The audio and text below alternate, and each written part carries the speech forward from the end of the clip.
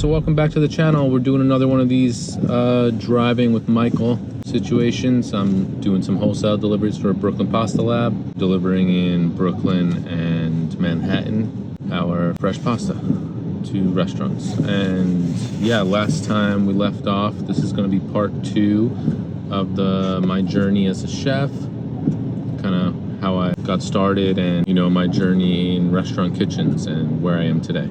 If you missed the first part of this, you can check it out, part 1, and this is gonna be part 2. So I left it off at when I got the job at the Nomad. The Nomad Hotel they closed actually, unfortunately. So they were this really, really nice hotel in Nomad, right near Flatiron, and they were one of like the first places to kind of put the Nomad on the map as like a dining area in New York City. And yeah, I got the job there and it was sick. It was like, it's a real New York restaurant, like super busy all the time. We were doing like 300 covers a night, probably a couple hundred during the daytime as well for lunch. And it was just nuts. Like, there was so much staff, such a big kitchen. There was a bar kitchen that had all like the bar menu taken care of for the bar next door to of the Nomad. Then we also had a main kitchen. And then there was also another kitchen on the rooftop, which was for PDR or, you know, like private events. They would do a bunch of private events there on the rooftop. I mostly worked in the main kitchen. It was in the basement of the hotel, actually. There were a ton of stations, ton of cooks from all over the world, like literally all over the world. It was one of those restaurants where a lot of people would get visas to go work at. We would have people from all over the world working there as cooks, chefs, and it was really cool to meet so many different people, and so many different people with a bunch of different working experiences in different types of kitchens all over the world. Yeah, so I started there after Bethany, and I think it was a really good time for me to still like get, you know, that fine dining experience, but definitely toned down a bit. It wasn't as crazy as Bethany, not as many hours, not as intense as well, but the food was still really, really good.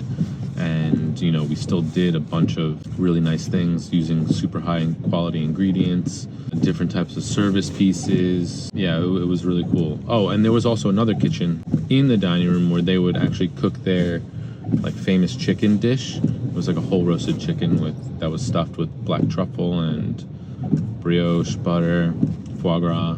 Yeah, so it was a big restaurant. And it was busy all the time. So I started there. I started on Garde Manger, and on Garde Manger, that's where all like the cold dishes are picked up. And I was working in the PM in the nighttime. Basically started on there. There was like 4 or 5 different substations on Garde Manger. You were just in charge of a couple of dishes, and in total there were a bunch of dishes. And there was one like leader of Garde Manger, or there was a sous chef, but it just depended at the time, like what was going on with the sous chef situation, because there was a bunch of them, and you know, it depended where they needed to be. So I started on Garde Manger, worked there for a solid amount of time, definitely more than 6 months, which is a good amount of time, especially for someone with a good amount of cooking experience. Usually they would kind of move up in the kitchen a little quicker, but I actually stayed there for quite some time because I was like leading the Garde Manger team. In the beginning I was just, you know, a cook there and working all the little substations in the Garde Manger station. Then there came to a point where there wasn't a sous chef on the station, so they needed somebody to basically help, you know, lead the station. And that's what I was doing for quite some time. And when I got on there, I was like, we need to change a bunch of things. Not dishes wise, but just like systems and how we did things, how we communicate with the morning team that would do a bunch of prep for us.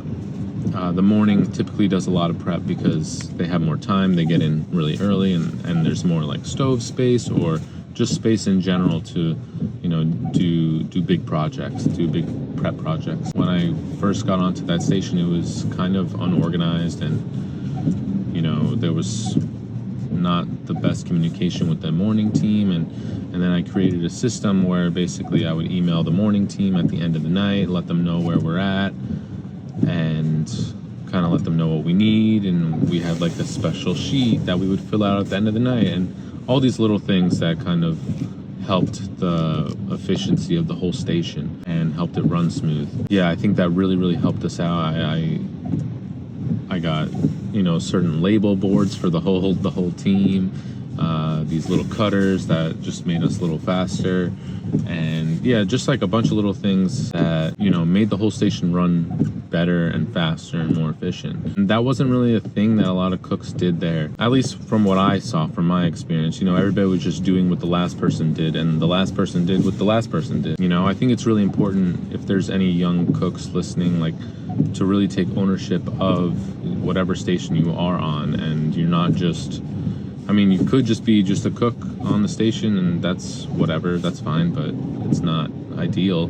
You're not really going to learn that much, and you're not going to make serious changes that would make the kitchen run better. What I would do whenever I went to any station was literally just like tear it apart and kind of reorganize it in certain ways that can help make it run more smooth and more efficient, and see like how we can do certain tasks differently to get the same or better outcome. I did that with all the stations I've worked at, and I think it was a really good, we had a really good team, the Garde team, and then came to a point where I eventually was able to move to Hot Apps, which was actually a pasta station. That was another station where I felt like I added a nice touch to. We didn't have that much space on the station, so we used to cook, you know, pastas in the boiling water in the pot, and then there was an empty burner next to it, and then two burners in front, and you know, there's not that much space for cooking a bunch of pasta and other hot appetizers for a super busy restaurant. So what somebody did before me, I'm not sure when this happened, but they put one of these griddles, like basically a griddle that you would use, you know, for making pancakes. It was kind of like an oval shape, and it had these ridges and stuff. So we would put that on top of the two burners, turn on one of the burners, and then, you know, you have yourself like a little makeshift flat top, basically. And since it's flat, you're able to fit more pots on there, so you can cook more food at once. Before I got on that station, I knew I was going there. I emailed the head purchaser, and I was like, hey, we need to get this metal, this, like, I think it was like 3/4 of an inch metal like sheet that was measured perfectly for the two burners. And this was actually something that we did at Battersby, if you remember from the last video. If you haven't watched that, definitely watch that first. That was something we did at Battersby because we didn't have a ton of space there. So this wasn't my idea at all. I don't know where the chefs got this idea from, but it's a really good idea. If you are tight on space, you basically take this metal slab. It's like basically the size of two burners, put it on top of the burners, and you basically have this little flat top that you heat up, turn one burner on, and then, you know, you have your hot spot and your cooler spot, and you essentially have a flat top. So I immediately did that, and it helped service flow way better for the Hot App station. And we did a bunch of pasta. I remember when I started around like white truffle season, and at that restaurant we did white truffles, black truffles, but it was like the winter time, and we did a white truffle tagliatelle with just like simply butter glaze, parm, and white truffle that they would shave. I'm pretty sure they would shave it in the kitchen, yeah, because we had to like weigh it and everything. It was really nice. I think we did it for like almost at cost, so it was a good deal for the customer, and we sold so many of them. It was nuts. We did a bunch of that. We also did risotto as well with white truffle. That sold a bunch. So yeah, that was another restaurant where I really got a ton of practice with pasta.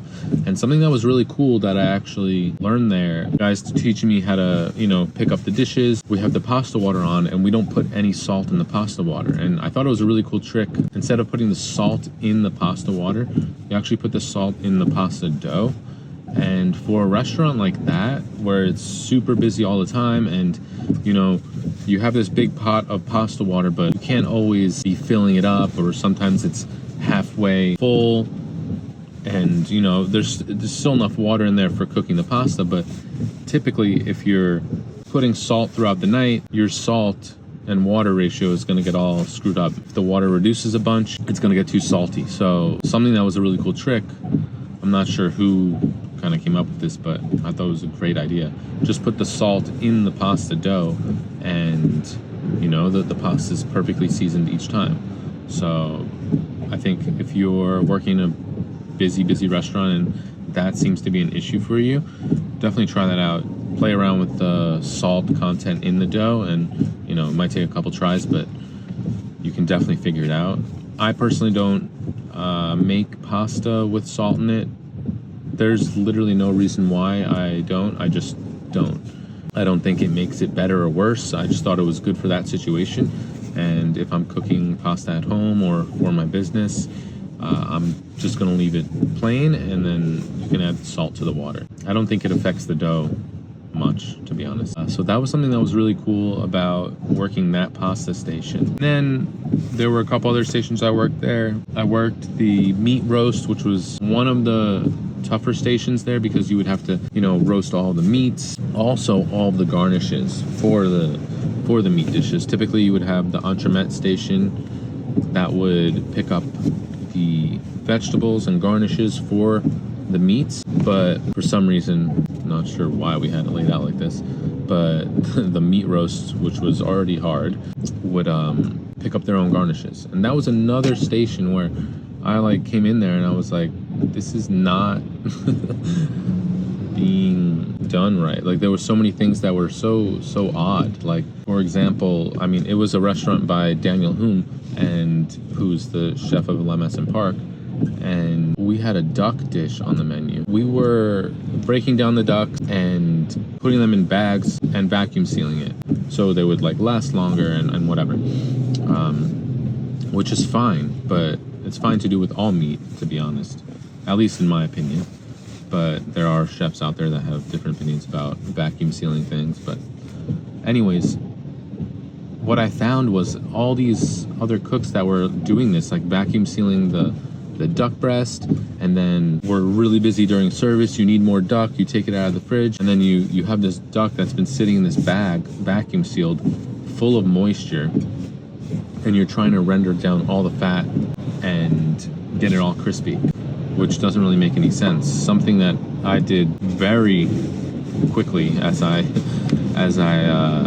got onto that station. All we did was break down the ducks into the crown. So basically we would have the ducks still on the rib cage, the duck breasts, and then we would confit the legs. But the duck breasts were on the cage, and I would just let it age for, honestly, I didn't even count because we would go through them a lot. So I didn't even really count how long, but at least 4 or 5 days. If it went for 2 weeks, I think it would get a little weird or a little funky because there was so much humidity in the walk-in as well, because we were going in and out of it a bunch. Anyways, I would basically dry them on there, and then whatever I needed for that night, I would break off the cage and then have on my station. And what happens is over the days that it dries out, the skin dries out, and you're able to get this really nice crispy duck skin.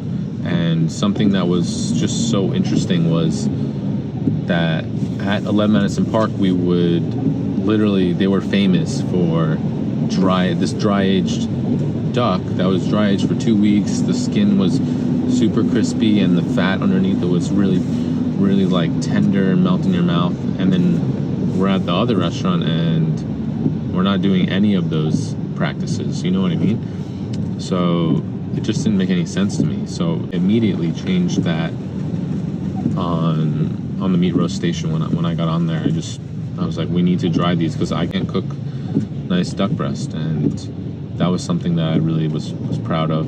I thought I was pretty good at cooking duck, and you could really tell the difference, especially when it's dried.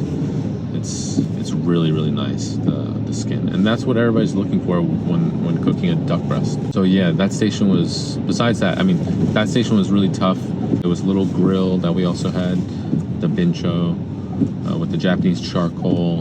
And then I also worked on the entremet station, which picked up all of the garnishes for the fish dishes. And then I also worked fish roast. That was, honestly, that was probably the easiest station, because you're either just like cooking lobsters during the day, and I mean, it's a lot, but it was way easier than the meat roast and garmage. And yeah, I felt like the fish roast was pretty simple. You didn't really even have to pick up your own garnishes, you know. You had the person next to you doing that. But then when we would go on like plating a bunch of dishes, it was a lot. It was like 30 plates at once between, you know, meat and fish, and we're all going on these pickups all at once, and it's a ton of food. There's a bunch of heat lamps. There's so many heat lamps there, keeping everything hot, and so many food runners. It was definitely like a big operation. Something that was really cool about working in the fish roast, you're right next to pastry, so I definitely got a lot of pastries throughout the night, especially after days where we'd have brunch. There was a bunch of like croissants left over, so, and those were honestly like some of the best croissants I've ever had. That was just like a really fun station to work. It wasn't that difficult. And same thing with the entremet. It wasn't too difficult, but it was definitely a fun station. And it's nice working in really busy hotel restaurant, really high quality hotel restaurant kitchen, because it really trains you on how to work fast, efficient, how to pick up so many dishes at once and work with a bunch of different people, timing. You know, there's a lot of people and a lot of things going on, and it's kind of hard to work with that many people, you know. Sometimes it's a little easier just working with 2 people in a small restaurant, and you know, you all know each other well, and you all like vibe really well, and you can do service really smoothly. But you know, when you're working with a bunch of different people, it's a lot harder. You can get a lot more done, but you know, you all gotta have to kind of like fall into a groove during service, and sometimes it's a little tricky. But we definitely had some really good cooks and chefs. It was definitely a great place to work. And then I did all of that in the PM, and then I also did it in the morning. That was super tough, because the morning is just tougher in general at that restaurant, because you would just have to do so much prep for the PM. It's typical in a lot of restaurants in the city. They run that way. The morning does a lot of prep for the PM, but then the PM has probably a tougher service. You know, it's a little trade-off. So, but for lunch, it wasn't as busy, but things needed to go faster. Just like at Bethany, all the food needs to go out way faster, because you know, people are on like these work lunches. It's not like you're sitting down for hours like a dinner. You're kind of just having maybe like a meeting or something like that, or maybe it's some type of lunch break, but people want to move quickly, especially in the city. In the middle of my time working there, I went on a trip to Italy with my wife. We were still just dating at the time, but yeah, we went to Italy, and one of the chefs there recommended checking out this place, La Salumeria, in Bologna, which is a salumeria that also has like fresh pasta. I went to Bologna, I set up like a little day there, and that was my first time in a pasta lab in Italy, and it was so sick. It was like my first real experience in a pasta lab, and watching people roll out pasta by hand. I'm so lucky that he recommended going here, because he did it when he was a young cook, and yeah, he gave me the name of the place. I reached out to them, and definitely took a little bit to get it set up, because of, you know, they work a little differently in Italy. But I was like, I want to just hang out for the day and learn, and finally got it set up. And then we went on it was like a 10-day trip. Went to Bologna, Modena, traveled around Emilia-Romagna for a little bit. It was sick. That was like my first experience in a pasta lab, and I was just like mind blown. And if you haven't seen that before, I really, really recommend, if you're going to Italy, go to Bologna and go to one of the many pasta labs there. And yeah, it's just a totally different way of making pasta that you see here. Actually, that you see like all over the world. And it's a craft that's dying, but it's definitely still there, you know. But I don't know how much longer people are going to keep doing it. And that's actually another reason why I'm creating the pasta community, which is this community of pasta makers from all over the world. And we're going to have like a little course in there as well, teaching people how to make pasta a bunch of different ways, by hand, machine, and extruder. And you know, it's just going to be a place where all these people with like same interests and care for the craft can kind of get together and learn from each other. So that's the pasta community. You can check it out on our website, brooklynpastalab.com or thepastacommunity.com, and you can add your email and we'll notify you when we launch. Back to Bologna, we were there for 10 days or so, and I was there for a day in the pasta lab, and it was sick. And when I got back, kept working at the Nomad, and then about a year or so later, I was super lucky enough to apply for this mentor grant. Mentor Foundation is this foundation founded by like Thomas Keller, Daniel Boulud, and they basically created these mentor grants where you would apply. There was like a bunch of different ways to apply. You have to write an essay, fill out all these questions, get recommendations, all this stuff. And it had to be like legit. And you had to explain why you wanted to go to X restaurant and stage or intern. And they would basically give you a grant and pay for the whole thing for, I think it was 2 months that they would do. But anyways, long story short, I was so lucky to have gotten accepted to the mentor program, and I got this grant from them. Eventually, after waiting a little bit, got the call that I received the grant, and I was like super happy. I was like mind blown, and I got it. And I originally wrote my essay and answered all these questions for the application to originally go to this restaurant called Heartwood in Mexico, because I really wanted to get some like experience cooking over fire and you know, more of like that type of old style of cooking where it's like cooking over wood fire and you know, things like that, whole pieces of animal, and you know. So I actually got the acceptance phone call, and I got it for applying to go to Heartwood. And basically you would get accepted, and then from there they would help you get accepted to do this stage at the restaurant.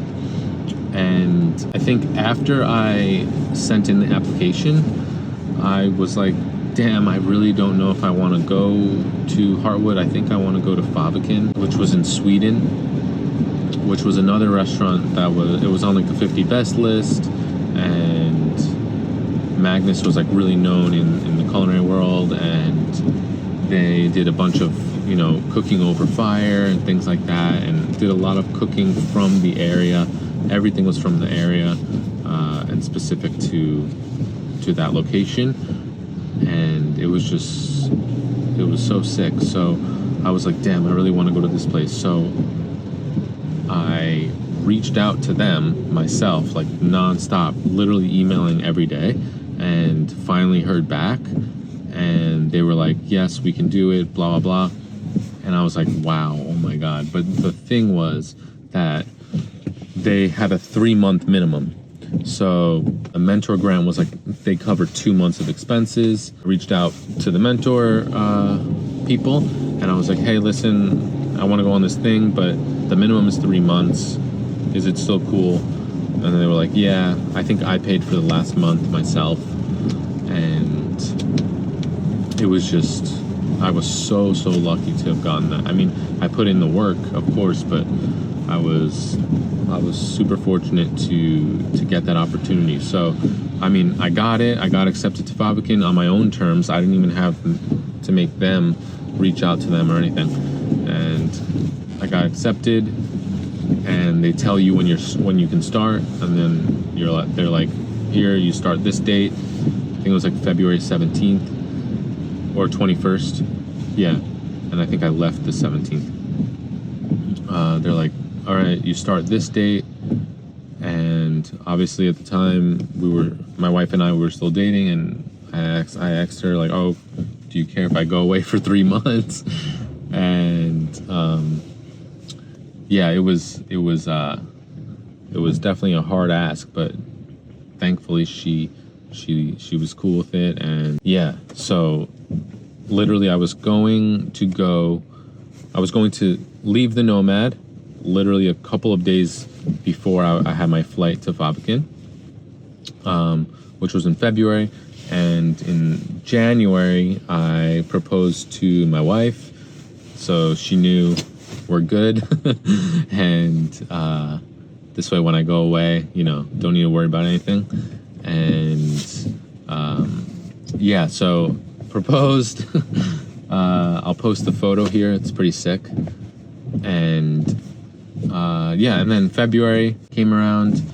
My last couple days at the Nomad, that was kind of sad, but it is what it is. It was a good time there, and moved on to more learning. Yeah, so then a couple days later, took my flight to Sweden and started the stage at Fabrican, and that was just one of the craziest experiences ever. Literally, I landed and it was just like raining like crazy. I had no service on my phone. My bag got lost. I had to wait at the airport for like 9 more hours. I couldn't get in touch with the sous chef that was going to show me to my house. It was just a crazy first day. It's such a weird experience, just like landing in another country and not knowing anybody, or how you're going to get to this place, and all you're there for is just to like learn at this restaurant. And that was just a crazy experience. Yeah, I can go on for a while on Fabrican. So I'm gonna drop off this delivery.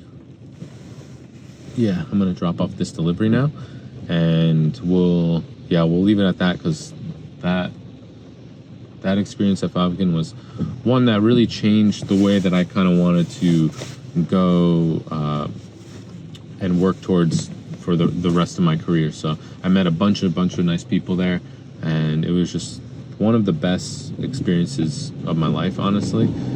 And we'll get into that in the next video, because I can go really deep on that. Hope you enjoyed that. If you didn't watch the first episode or first part, definitely check it out. And yeah, like, subscribe, and we'll see you in the next one. Thanks.